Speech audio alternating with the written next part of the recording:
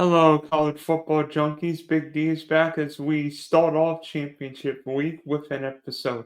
I want to bring in David from on assignment. Please subscribe, like, and share the Spunky Spectrum Sports YouTube page where we talk about everything. So check out the Big D podcast for your audio listeners, Spotify and Apple. So joining us from Denver, the only guy who's going to see Jameis Winston and Bo Nix play, Penn State and Oregon, and then Bengals Cowboys within 8 days. David Moulton. So, David, what's the temperature outside your hotel room right now? Well, when we're recording, it's late morning, so it's in the upper 20s. But thankfully, no snow. Correct. Unlike Buffalo and what hit the Great Lakes region over the weekend, that's for sure. Yeah. David's part of the Monday night crew doing Browns, Broncos, and then part of CBS's Big Ten Championship crew with Penn State and Oregon. Before we talk about that, I think we should spend a minute or two talking what the heck happened with the game between Michigan and Ohio State. I mean, Ryan Day is now 0-4 in his Well, last four big games. yes, Wow. 1-4 overall, but 0-4 in his last four. And remember, Ohio State had won 8 in a row before now losing 4 in a row. It very simply, they lost at the line of scrimmage. Michigan has 2 first-round picks at defensive tackle, and Ohio State couldn't block them. So they couldn't run the ball. And they probably spent too much time trying to run the ball. They probably need to spread Michigan out and just throw the ball more. And it was cold. And Chip Kelly is very much a balanced offensive coordinator. He does not abandon the run. They probably needed to abandon the run sooner in the game. And clearly, field goal kicker missing 2 kicks. Will Howard, 2 interceptions, 1 in the red zone, 1 gets returned for a damn near pick 6. Quarterback didn't play well. Offensive line got whooped. But to me, the biggest surprise, D, was, Michigan's offensive line had been pretty suspect this year. This was not the last 3 years' offensive line. 2 years ago, they won the Joe Moore Award as the best O-line in the country. Those guys are all playing on Sundays in some way, shape, or form. And they ran the ball down Ohio State's throat with no threat of a passing game to the tune of 177 yards. And that, to me, was something I did not expect at all. Also, Michigan was down one of their top two tailbacks, and Michigan was down their biggest receiving threat. Loveland didn't play. So if you had told me going into the game, Michigan's going to win, I would have described probably the only way they could have, which ended up playing out.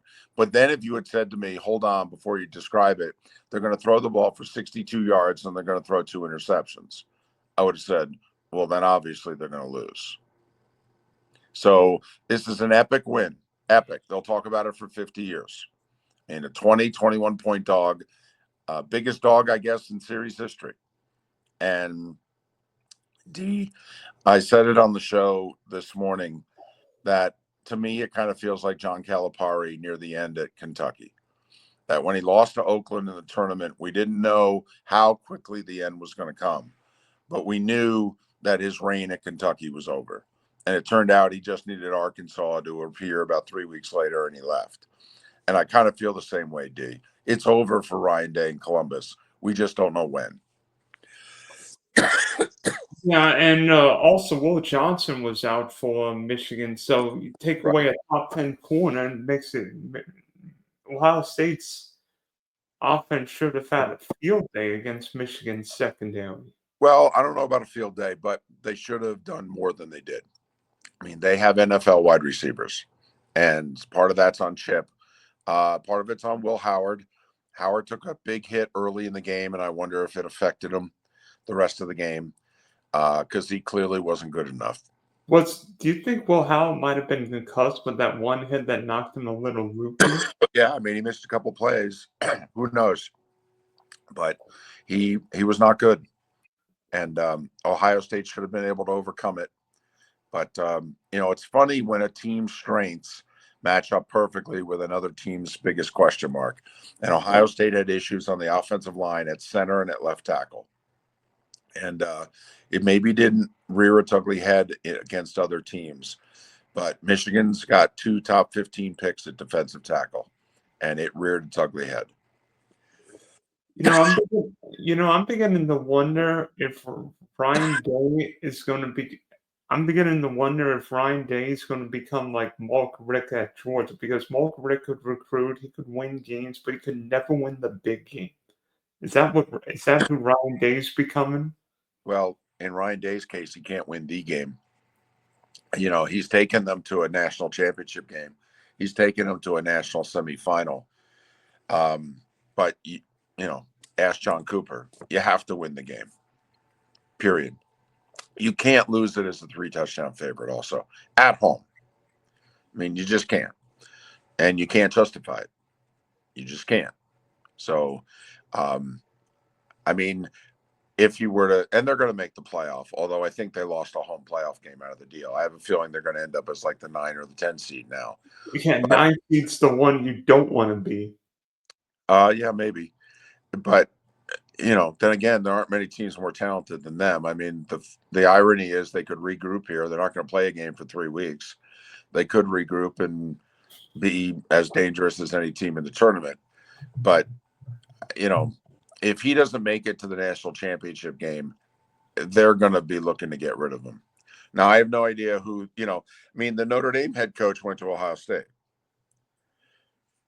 So, you start looking at guys. I mean, he's just rattled off 10 wins in a row.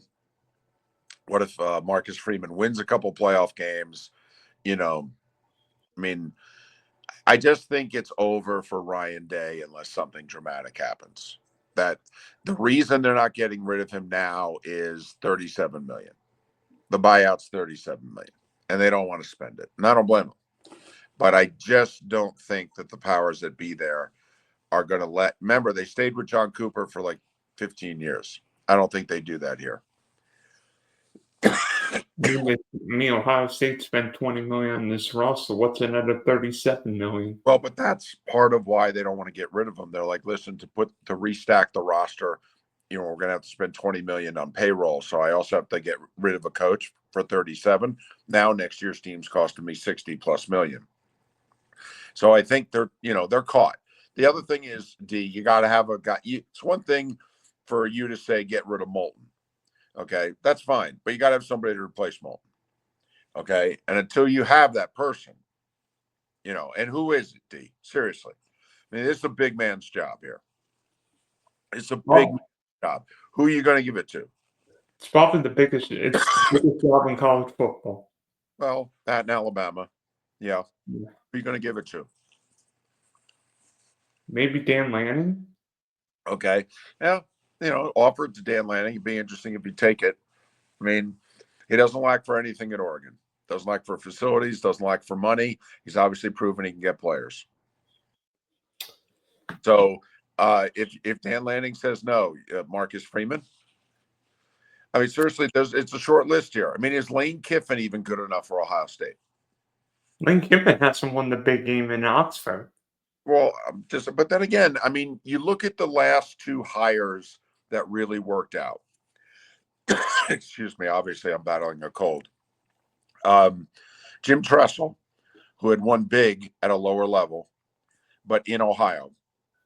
And then Urban, who obviously had won big and was the son of Ohio, if you will. So, okay, who fits? What did both those guys have in common? Winners, all right, and had been head coaches. So, what was Ryan Day? An assistant who got promoted. You can't even call Luke Fickell up because he's not getting the job done at Wisconsin. So, I mean, I'm just saying, if you're Ohio State, the list is pretty small here. I mean, is Matt Campbell good enough? I think Matt Campbell's a hell of a coach. He has Iowa State in the Big 12 title game. Okay. But are you going to offer the job to Matt Campbell? Would Salk take the job? No, I don't think he'll leave Texas. Nope. So, this is a big boy job here. I mean, when you go back 25 years, it was remarkable that the Ohio State job in 1999, 2000 came down to Jim Tressel and the Minnesota coach, Glenn Mason, I believe at the time. That's who it came down to. Yeah, exactly. Yeah, so obviously no Buckeyes in Indianapolis this weekend, but doesn't mean we're lacking for drama. I mean, Penn State and Oregon, maybe a false is one, but Penn State's in his first Big Ten championship game since 2016. Yep. And I mean, you guys have covered Penn State. You guys seen Penn State a couple times Yep. recently. I think they stumped Maryland this past weekend. Drew Allen's playing some of his best football of the year. I think he's. Penn State, Notre Dame. There's a lot of very good teams. I don't know if there's a great team this year in college football. I mean, Bud Elliott comes on our show, 24/7 Sports, and I respect Bud's opinion a lot. Bud said that right now they have 13 teams in the last 5 years with better power ratings than anybody in the sport this year. That this may be a year where, and we have this in other sports where, there's not necessarily a great team that wins the championship. A very good team wins it. If Oregon's the best team in the country, do we think Oregon's great? I mean, we know they're very good, but are we sure they're great? I don't think anybody this year beats 2019 LSU. I don't think anybody this year beats 2020 Alabama, if you know what we're getting at here. So that's why this playoff could be fascinating, D. I mean, there's a lot of teams that can win games in this tournament. This could be a lot like an NCAA March Madness deal where you win your game or two and you look and see how the brackets unfolded. Yeah, and then all of a sudden you end up with Notre Dame against Tennessee for the national championship. Yeah, maybe. I mean, seriously. I mean, and it could come down to your draw, your seeding. Notre Dame, if Notre Dame ends up the 5 seed, I mean, could the road to the national semifinal be Arizona State, Boise State? Whereas Tennessee and Ohio State have to play in the first round. Or and Georgia. then the winner plays the Big Ten title game. Well, right.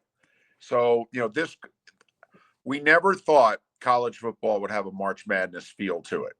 And this year is turning out to have very much a March Madness feel.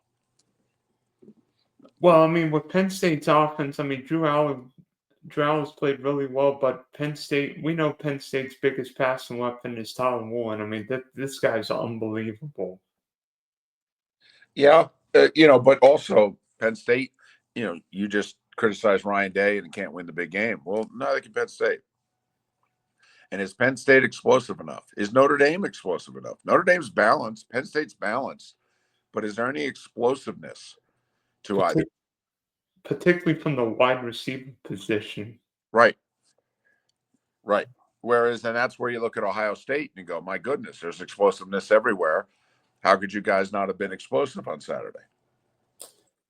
And you wonder if James Franklin can win the big game. I mean, he won in 2016, but I think Penn State's always been like 7 or 8. So it's like, Penn State's good, but are they good enough? I mean, right. We have a lot of good to very good this year in the playoff. We do. Okay. But this could be a lot, listen, the New York Giants won 2 Super Bowls under Tom Coughlin. They were 10-6 and 9-17 both years that they won the Super Bowl. The year they went 12-4 and they were the 1 seed, they got beat in the first game. So I have a feeling we could look back on this season, D, and just go, wow, there's a lot of balance that year, and so got hot at the right time. I mean, think about it. We're not even going to have a playoff game for 3 weeks. I mean, you could be in a slump, and by the time you get to the playoffs, you could get on a roll. And then with Oregon this year, I think Oregon's been the best team in college football this year. I mean, Dylan Gabriel's seemingly been there for about 27 college for like 27 years. Yeah, but then again, how many tough games have they had? Now you look back in retrospect, at Michigan. Well, that was at Michigan a month ago. But, we didn't think much of that performance at the time. I mean, they beat a ranked Illinois team. They beat them at home. I mean, they beat Ohio State. I mean, let's face it. Oregon beat Ohio State by 1. I mean, can Oregon win the Natty? Sure. If Oregon ends up playing in the first round Georgia, could they lose? Sure. Yeah. Absolutely. So, I mean, honestly, right now, if you had $20, if I gave you $20, now we don't know the draw yet, but we have an idea of what we think it's going to be. I mean, who would you put your $20 on? The winner of Texas, Georgia, Oregon? And who are you going to put your $20 on? It's a crapshoot. And we've never had this in college football. We really haven't. Yeah, I mean, there's not one dominant team. Even in these games, I mean, I looked at the spread. I think Oregon's like a 4.5-point favorite against Penn State, which surprised me. Yeah, I thought it'd be more. I did. But, it opened at 3.5. So the money's coming in on Oregon. I think it'll be 5-ish by kickoff. I do. But, every single conference championship game, D, this weekend is 7 or less. All 9 of them are 7 or less. Think about that. It's been a remarkable college football season. It really has. And then, of course, Oregon looking for revenge from losing last year's Pac-12 title game against Washington. So, I mean, Dan Lannon's done a great job with Oregon, but this feels like he's got to win. I mean, they're not playing Ohio State; they're playing Penn State. No doubt. No doubt. The expectation will be like, okay, Dan, couldn't get over the hump last year. But also think about what if we had a 12-team playoff last year. Oregon would have been in it, all right? And they would have been a very dangerous 7, 8, 9 seed. So, I'm thrilled. My only thing is that I have a feeling the committee is going to keep it a Big Ten SEC tournament. That I have a feeling that the ACC and the Big 12 are not going to get anybody except their conference champion. And I think of all years, this is the year to have opened the tournament up. I do. I think it's been proven all throughout college football that it's more like the NFL this year than ever before. I mean, basically, if you're a decent team, you can beat somebody. And that's never been the case in college football. You had to be a really good team to beat somebody. Well, I mean, look at what happened. Look at what happened in Athens on Friday night. I mean, Right. Georgia needed 8 overtimes to win good old-fashioned hate against Tech. Well, and you tell me, if Georgia Tech had won, would that have helped Miami? And bear with me for a second, because the thought is, based on the AP and coaches polls that came out Sunday, that Miami's going to be 2 to 3 spots behind Alabama. And right now it looks like Alabama is going to get the last at-large selection in the tournament. Well, what if Georgia Tech had beaten Georgia? Because one of Miami's 2 losses is to who? Georgia Tech. They lost a 1-score game at Georgia Tech and a 1-score game at 9-3 Syracuse. And Miami at 10-2 is thought of to be worse than 9-3 Alabama, who lost by 3 touchdowns at 6-6 Oklahoma, and they lost at 6-6 Vandy. I mean, listen, there's recency SEC bias. I understand it. Okay, do I think the SEC is the best conference? Absolutely. Do I think this year of all years we should be rewarding teams in other conferences? Yes, I do. It's a crapshoot this year. Anybody can beat anybody in the top 20. Invite in people. I mean, for goodness sakes, Indiana just qualified for the playoff. All right, Arizona State or Iowa State's going to be in the playoff. I mean, Boise State, UNLV will be in the playoff. Right. I mean, let's open it up. As the Texas Tech coach said Saturday after his win, Oregon's a Pac-12 team. Arizona State's in the Big 12 title game. They're a Pac-12 team. SMU's an AAC team. They're in the ACC final. And Texas went to one Big 12 title game in 15 years, and they're going to be in the SEC championship game. He's like, that's a Big 12, two Pac-12s, and an American. He goes, I don't want to hear about the SEC and the Big 10. Okay? He goes, enough already. And it's a pretty good argument. I mean, it really is. I mean, but so I mean, what do you see happening in Atlanta? Because Georgia beat Texas soundly in Austin. I mean, but we know how rematches go. Well, Things tend to be different. the funny thing is, Kirby has a hard time in the SEC title game. I mean, he's lost 3 or 4 of them. I mean, he won the one in 2017, but, he got beat by Bama in 2018. He got beat by LSU in 2019. He got beat by Bama twice, I think, in 21 and 23. I mean, Kirby, I think, is 1-4 in this game, which would surprise you because it's, feels like a home game. I'll say this. I think Texas is better at the line of scrimmage than Georgia. I think Texas O-line might be the best in the country. They just had an awful day against Georgia, which surprised me. But I mean, watching the A&M game, it never really felt that close. It just Texas threw picks, fumbled, a block punt. It's like Texas A&M could never get anything going offensively. No. Texas's defensive line is very good, and I don't think it would surprise anybody if Texas won the rematch. Do we? I mean, with these quarterbacks, I mean, both these guys have played. I've got plenty of experience. I mean, I feel like Beck's played really well lately, made some big throws against Tech. It's just that Georgia's receivers couldn't catch a cold in Alaska. Well, they're getting off the slow start, so I'll tell you that. Yeah, he's had an interesting year. I think he played himself out of being a first-round pick. I think he needs to go to the Senior Bowl, to be honest with you, and impress some scouts. But listen, their roster's still top 5 or so in the country, despite all their losses over the last 2-3 years. I don't know how many teams. Listen, would you want to play Georgia in the playoff? No. I mean, how many more difficult outs would there be than Georgia? Especially if you get them in Atlanta. So, that's why, I have loved this college football season. I hope the committee gives 1 or 2 teams a chance that they may not otherwise give. And,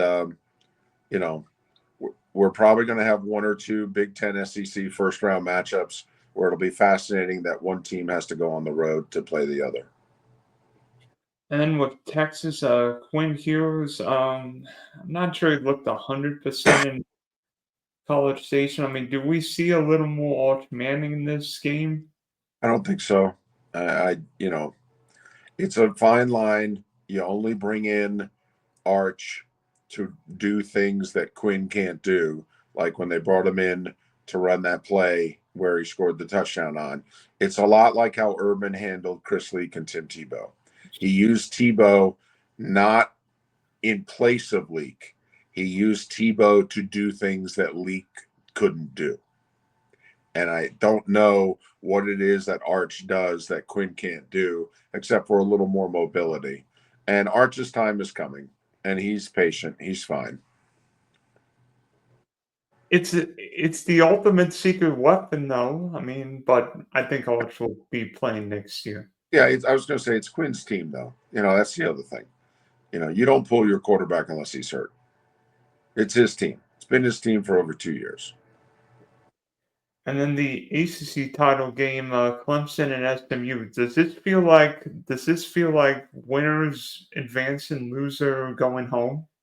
Well, certainly if Clemson loses, they're out. But the real question is if SMU loses. When the committee releases its poll Tuesday night, how many spots ahead of Alabama is SMU? And that will be big. Like in the AP and coaches poll yesterday, they were 4 spots ahead of Alabama in one poll and 3 spots ahead of them in another. That's important because if they lose to Clemson, how many spots will they drop? Will they drop so far that Alabama's ahead of them? Because if SMU can lose a one-score game to Clemson, then is there room for two ACC teams? Because Clemson would get the automatic bid. Would SMU edge out Alabama for the final at large? SMU's 11-1. Their only loss is at BYU, or maybe home, but to BYU. They're a pretty good team. Much better loss than most of the losses on Alabama's schedule.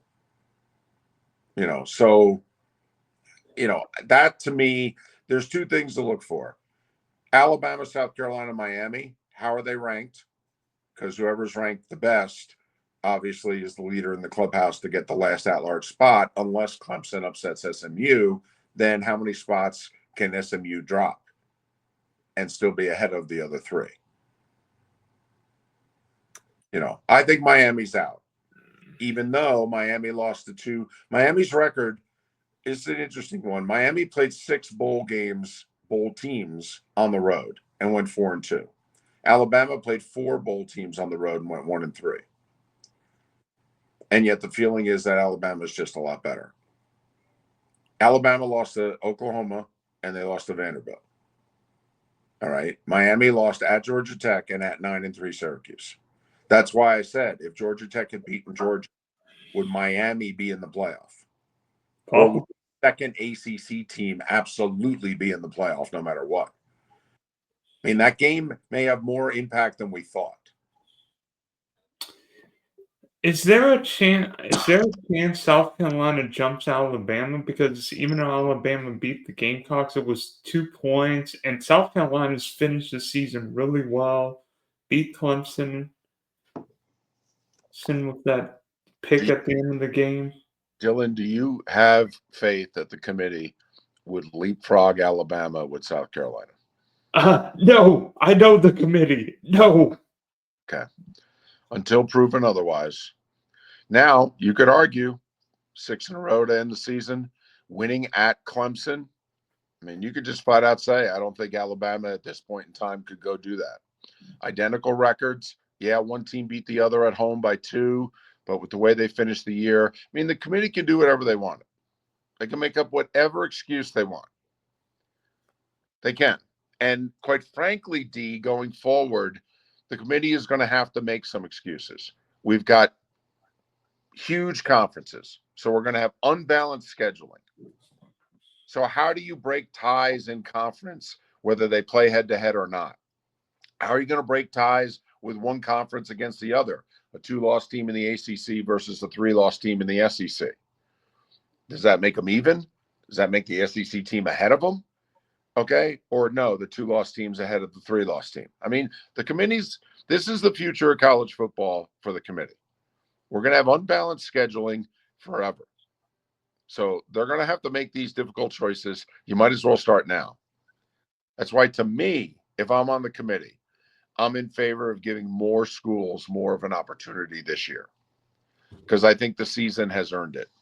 And I'm telling you, I'm not trying to show bias, but I know Miami's defense not been bad, but I'd love to see Cam Ward play on the big stage. Well, that's the other thing. This is a TV show, as I like to say. Now, in that respect, Alabama is a great draw. Second best draw in the sport behind Ohio State. So if you have a chance to put Alabama in the TV show, do you? But like you said, Cam Ward's going to be a Heisman finalist. Okay. Miami's fun television. They score a lot of points. They give up a lot of points. They're good TV. They move the needle. I mean, this is another thing. This hurts South Carolina. We're talking about Miami. We're talking about Alabama. Does South Carolina move the needle? No. Does anybody know anybody who plays on South Carolina? No. They're a good team. Okay. I mean, listen, we're talking about coaches for Ohio State. I don't know. The Beamer kids earned a shot at a big job, if you ask me. But, I mean, we'll see what the committee does. Put it this way. Back in the day, the computer loved the Big 12. The committee loves Alabama. And until proven otherwise, I say Alabama's in. And then the Big 12 title game, Arizona State, Iowa State. How about Kenny Dillingham's done this year? I mean, Arizona State. I'm not sure how many people have the Sun Devils making this title game. I believe they were picked bottom 3 or 4 teams in the league in the preseason. He's an amazing job. He came out and said something the other day, could be coach speak, but he was asked about, other jobs. And he said, yeah, I can build the powerhouse here. There's no reason to leave here. And I will say this, my co-host has been saying for 10 years that he thought the sleeping giant in college sports was Arizona State. Huge campus, great part of the country, top 10 market, SoCal not far away. Okay. Huge student body. I think 100,000 online students. Money is not a problem, believe it or not, at Arizona State. They can raise the money if they want to. They had never been committed to it before. And he has always thought Arizona State was the sleeping giant. And sure enough, 1 year in the Big 12, and look out. Well, I mean, if you think back to 96 and 97, I mean, Arizona State was Ohio State win from winning the national championship. Right. Or at least co-champions, the Jake Plummer team that got beat late in the Rose Bowl. Yeah, no doubt. But I mean, that's a long time ago. That was the late 90s. I mean, that was pre-BCS. I mean, that's a while ago. We were playing the bowls and voting who was number one after the bowls. I mean, that's a long time ago. Yeah, that was so long. That was so long ago that I would have been like 4 or 5. Right. Yeah.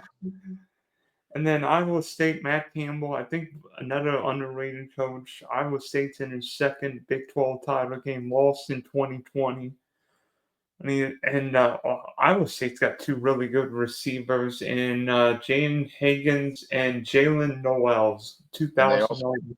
really gritty quarterback who's got a little Baker Mayfield in him in Anthony Beck's kid. He's a gamer. Okay. I like him a lot. They've won a lot of games late. They've trailed in the fourth quarter a lot this year.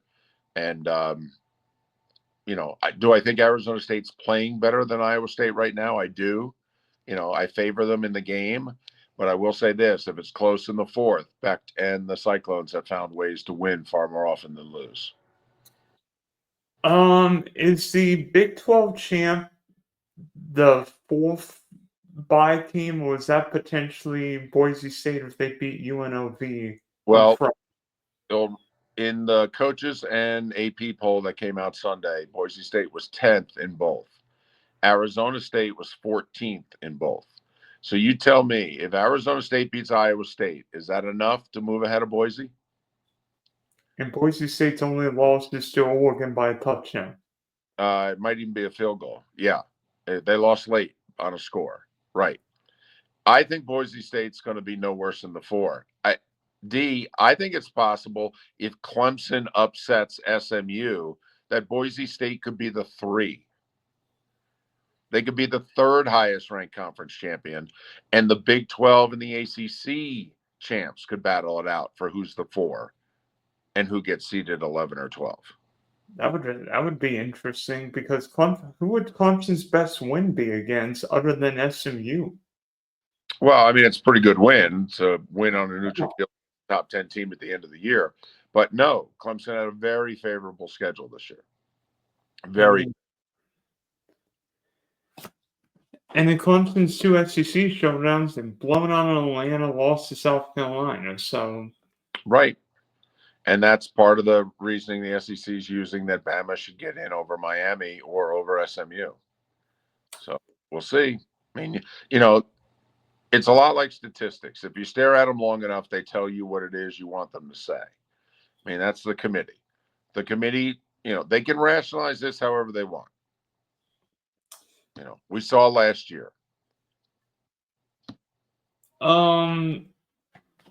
What team is playing it could make its road to the national championship easier by winning this weekend?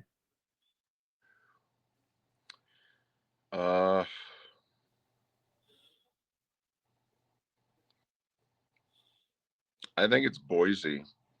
I know nobody thinks of them as a national championship. You know, have or SMU. You know, it'll be interesting. What if Georgia beats Texas? I mean, you know, how high could SMU be 2, or would they only be 3? But I could argue this: Notre Dame, I think, needs Oregon to beat Penn State so that Notre Dame can be the 5. Now, there's a situation where technically an Alabama or a Miami could be the 12. But if you're thinking they're going to rank the 5th highest ranked conference champion as 12, you know, then, you know, some people think that would be if you're the 5, you'll get Boise or Arizona State or Iowa State. And then you'd play the other one the next game in the 4 or 5 matchup. So a lot of people think the advantage is to be the 5. If Penn State beats Oregon, I think Oregon's going to be the 5 and Notre Dame will be the 6. But I think if Oregon beats Penn State, that Notre Dame will be the 5.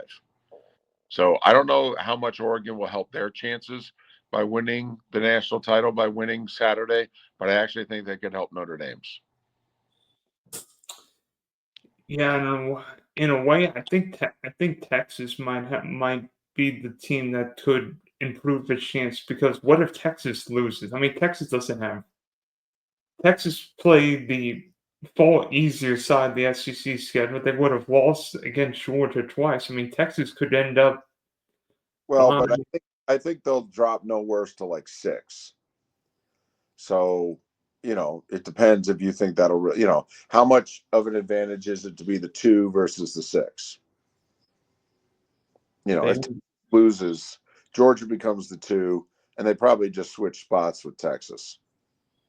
maybe Texas is the 7. Well, that'll be interesting because a lot of us think that Indiana is going to end up being the 10. So is the 7 really a bad spot? Probably not. I mean, of all the teams to play in the first round that are going to get at-large spots, who would you want to play? I think most people would say, I'll take Indiana. Yeah. So, kind of have a lot of people rooting for Indiana, but you know, at the end of the day, it was kind of like when they played Ohio State. Ohio State had 60-something guys on the team who were 4 or 5-star, and Indiana had like 7. And then the easiest bet of the college football season was Indiana plus minus 29 or 30, because they were gonna beat the poop out of Purdue. Yeah, but I don't know if we saw 66-0 though. That And then was Purdue's coach was canned, but that's a story for another day. yeah. Well, I think you know, walking off the field at halftime, you're getting fired in that situation. That would have been like Jerry Faust in '85 against Miami, right? Yep. All right, David. Hope you feel better. Good luck Yeah. watching. Good luck with. By the way, tell Joe and Troy the NFL is going to abandon penalty flags tonight. No way. We won't believe it. Our games have been inundated with penalties. Safe Golly. travels to Indy and Moulton next week. Thank you, D. Be well.